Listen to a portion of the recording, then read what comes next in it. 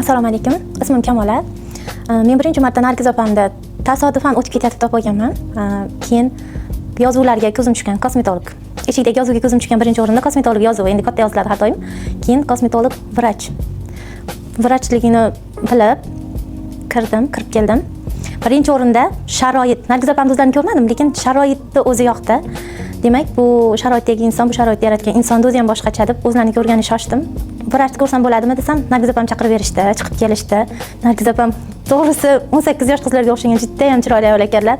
O'zlarini ko'rdim va yuzimda muammolar borligi uchun o'zi murojaat qilmoqchi edim kosmetologlarga, lekin hozirgi kunda salonda ham kosmetologlar, ko'chada ham kosmetologlar, kosmetolog degan so'z bor, lekin vrach kosmetologlar juda ham kam, o'qigan inson juda ham kam. Shuning uchun yuzimda hech kimga ishonmasdim.